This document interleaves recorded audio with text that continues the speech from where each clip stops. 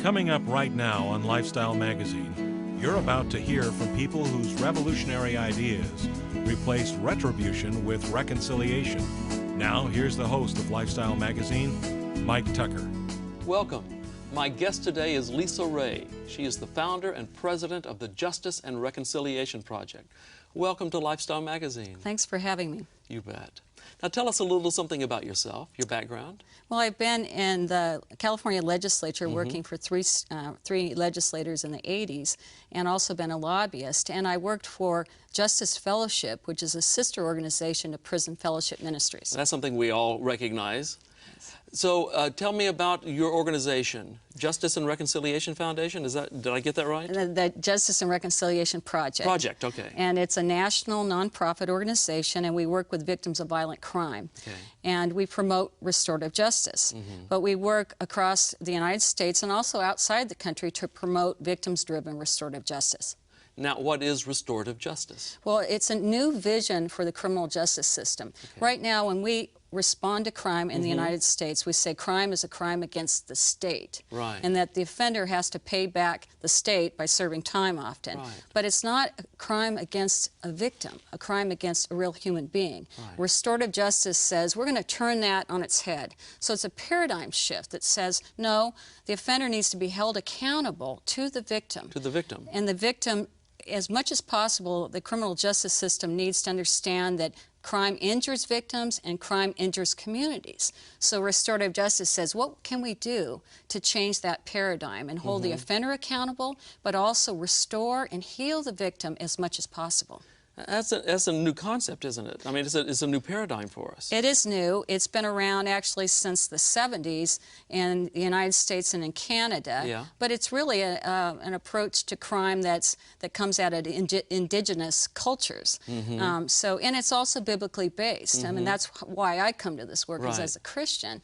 And but the idea of injury caused and that the offender needs to make things right. Are they doing that today? Are offenders held accountable in that way? For violent crime when they serve time in a prison or in a county jail. Now, some people tell us that you're soft on crime. They tell us that this project is nothing more than an opportunity for a criminal to further victimize the victims of the crime in the first place. How would you answer those concerns? It's so far from the truth. What the hardest thing for an offender to do is take responsibility for his actions. And it's hard for an offender to sit in front of the victim that he has injured, especially in violent crime, and say, I'm sorry for what I did. It's so critical for offenders to come to a point of remorse after an offense has been committed. Right. And in prison or in county jail, often perpetrators don't think of their victims. They don't think of them. People say, well, how can that be? How can that be? Well, our system doesn't lead them there. And if it's an offender that's caused many crimes, committed many crimes, it's just something they're not thinking about. And we don't lead them to that point to take responsibility directly for their actions. So how do you do that? How do you lead a criminal who's in prison to begin to think about their victim? Well, there are programs called victim offender reconciliation programs or victim offender dialogue. There are many types of names for programs or processes that reflect restorative justice, and that's one example. And in those cases, victim offender mediation, you'd have a trained mediator sitting down with the victim and the offender, and they'd actually meet and discuss what occurred. And what you really want to happen is that, or what victims we work with tell us, and I've seen, is that victims have questions. They have unanswered questions, number one, because so often the public will say, well, why would a victim of violent crime want to sit down with the offender? With the offender, yeah. So someone murdered a family member, why would the victim want to sit down with the offender? Well, they have questions. That's number one. What kind of questions do they ask? Why did you target my family? Yeah. What were you thinking? When you killed my loved one, what did they say at the end? How did they look? All these questions that are unanswered. And that pain, that anguish follows them throughout their life. Yeah. And, so, yeah. Does it help them to get the answers to this? Oh, yes. It really does? Oh, yes. I could tell you many stories. You're going to talk to Russ Turner, who works with our organization, and he'll explain it. But, yes, it brings, it's not closure. It brings a measure of healing. And also, often what we find is victims realize that there's something in it for them to forgive. I understand that there's a project like this working in Texas now. Well, and it's called Sycamore Tree. Sycamore Tree Project, and it's still in operation in Texas. I directed it, the first pilot project, in 1998. And what does this do? What's the nature of the project? well, it brings victims and offenders together, Okay. surrogate victims and surrogate offenders, so not related cases.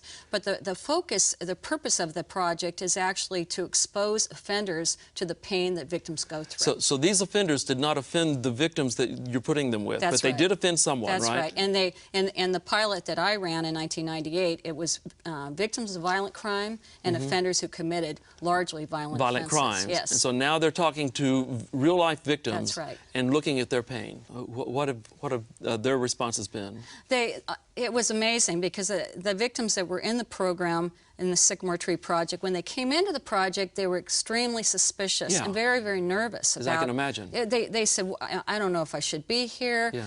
What will this do to me? But then there was a curiosity.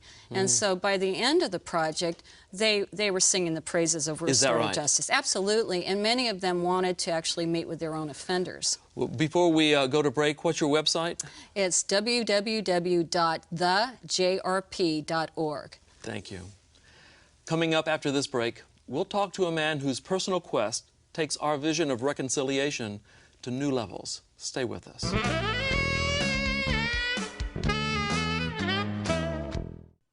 We learned English. Your kids can too. Just watch Hello Channel.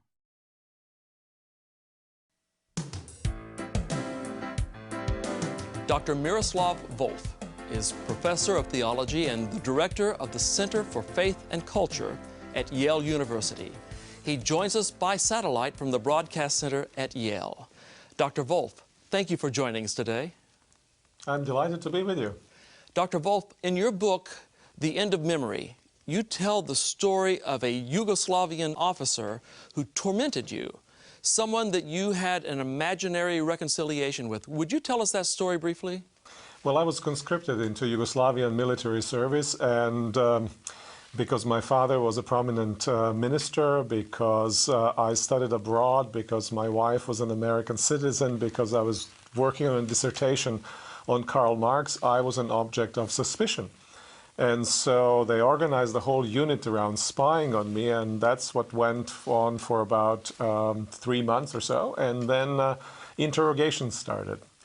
Any time of night or day, they would come and summon me and then interrogate me, threatening with 8 years of imprisonment because I've said this or that thing about Tito, or I have praised a soldier who was refusing to bear arms, or something of that sort. They were trying to see whether I'm a politically, what they would have called, subversive element. But then you found it necessary to try to reconcile with that man, with one of the officers who really tormented you, is that correct? Yeah, there was a particular man who was always present, and he was a security officer on the base on which I was serving. And he was in charge of those interrogations. And as you can imagine, during interrogations, I didn't feel particularly cozy with that man. I didn't want to necessarily to embrace him or have dinner with him. Yeah. And when I left also military service, he continued to live in my imagination as my tormentor. And my own sense is that being a Christian requires of us to reconcile with our enemies, to live in peace with everyone. And so I thought I needed to deal with that situation, not just with my own internal turmoil, but also with the relationship that was established between us during those months. So you tried to find this man? I did try to find the man. I must say I didn't try terribly vigorously to find him, but I did. I spent some time trying to find him. But you were unable to? I was unable to find him, and so I thought I needed to kind of enact this reconciliation in my own imagination. And that's, in a sense, how the book ends. The book starts with a report of interrogations and my own feelings about it. Then throughout the book, I tell vignettes from our encounters, and then toward the end, in a sense, in imagination, enact a reconciliation. Right. A reconciliation which I hope will be possible one day. Yes. Now, why not just forgiveness? Why all the way to reconciliation? Well, you know, forgiveness takes care of the past, takes care of the injury that has happened in the past, and kind of puts us back into a situation as if that injury had not happened, ideally. Though, of course, forgiveness is never so complete. But for reconciliation, you need a bit more. You need a step toward the person, not simply to remove the obstacle that has been created, but also to move toward the person and create a fellowship that was broken by the injury. You recognize in our world today, most people think forgiveness is an impossibility, much less reconciliation. What do you say to those people?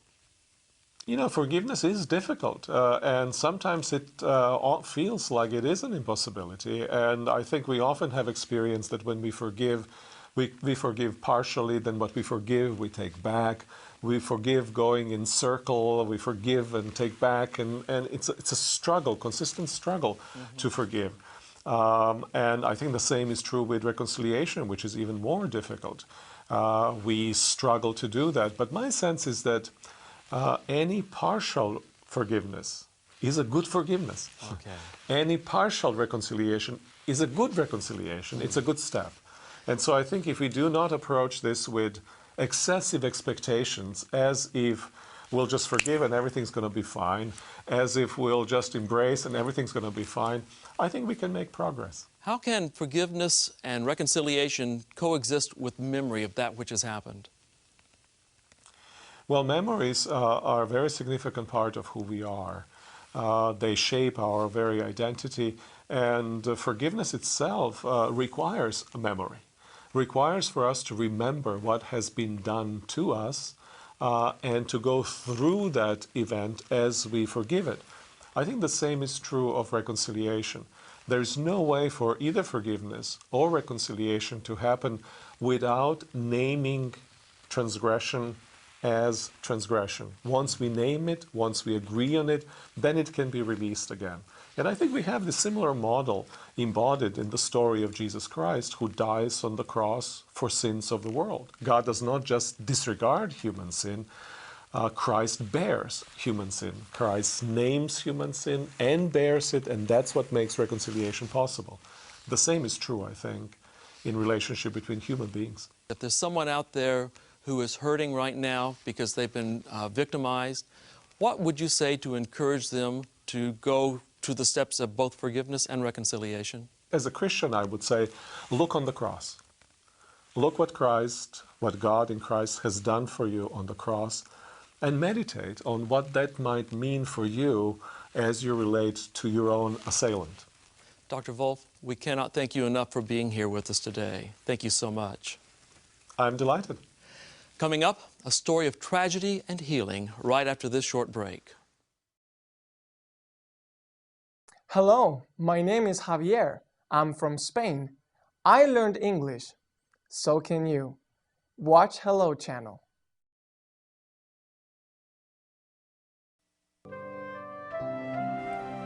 If you would like Dr. Wolf's book, The End of Memory, go to our website at lifestyle.org, and there we'll give you the information you need to find that book. Right now joining us is Russ Turner to talk about his personal road to reconciliation. Welcome. Welcome. Glad Thank you're here, you. Russ. Thank you for having me. Now, tell us your story. Your son was killed? Yeah, the simple fact was a young man made a bad choice. He was on 6 40-ounce malt liquors, 3 or 4 lines of meth, a couple of joints, and 2 light beers. Oh, my. Going about 120 miles an hour. My son made a right turn on the wrong street at the wrong time. His death was instant. That was a blessing. 9 months later, well, it was a Saturday morning. Coroner knocked on the door. My son answered the door, and I remember hearing him run upstairs and say to his mom, "Mom, there's been an accident." And she said, "It's not funny. It's not a joke."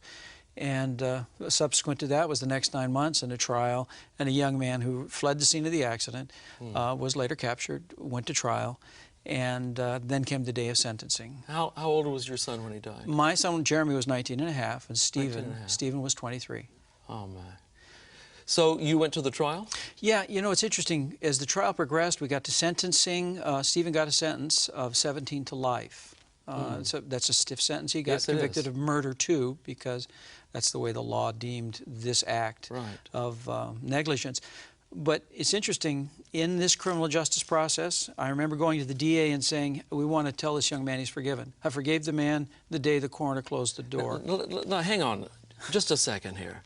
So, obviously, this is the most devastating experience of your life. You've lost your son. Right. The emotions have got to be overwhelming. Yeah, I would not for a second say it isn't painful. I just know for me and my personal experience later for my wife, when we shut the door, I prayed, Lord, forgive this man. I don't know where he is. I know he's on the run, but I forgive him. And I don't think that's because I have hope for what my son believed. For the ability to do that had something to do with what we believed. Was there no anger, no resentment towards this man? You know, no, there really wasn't. That's an incredible thought to me. There was anger in the family. There was anger. My wife wasn't angry. She wasn't hostile toward him. She wanted justice. Yes. I wanted justice. I wanted the young man to be held accountable for his actions.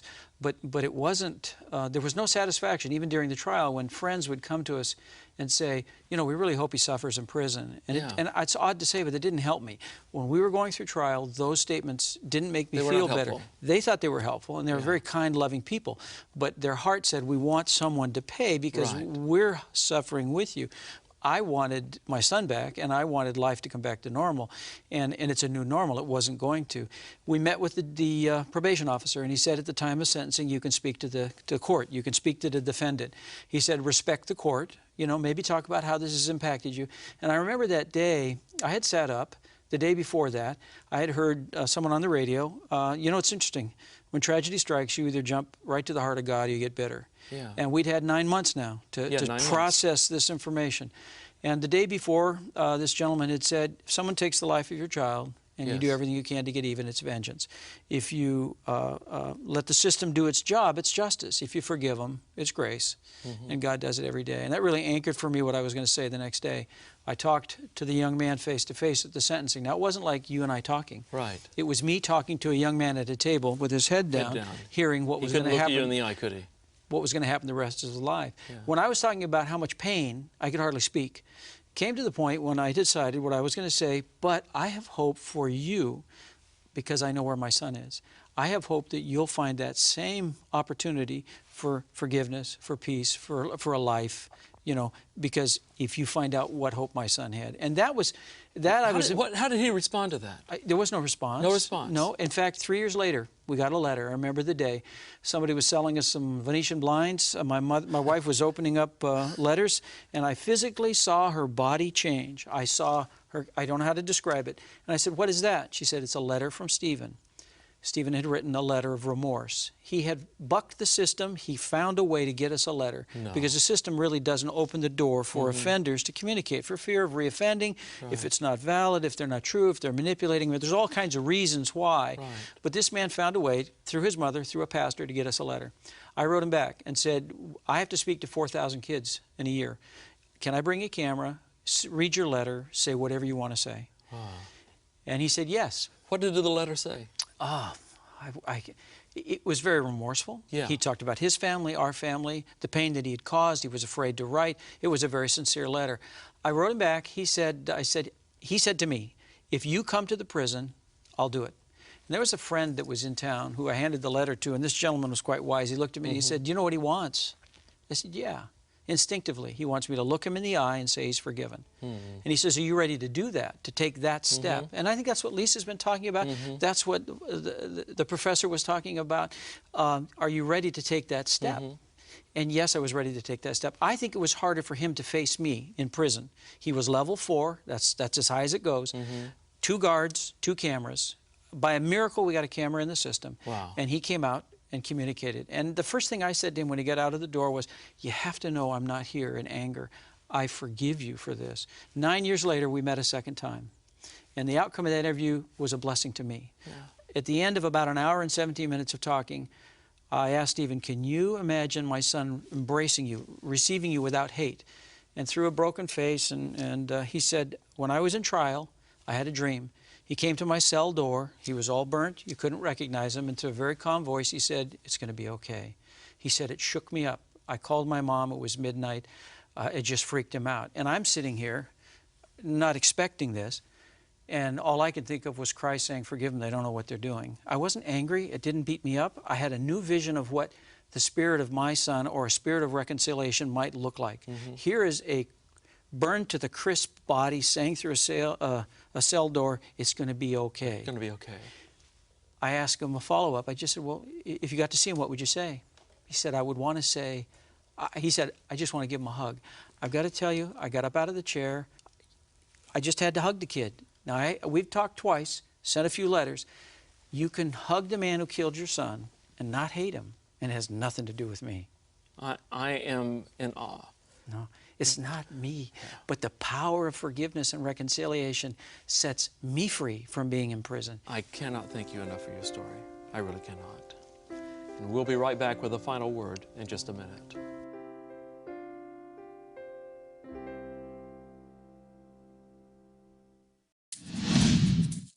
This is Hello Channel. Come learn English as you watch TV.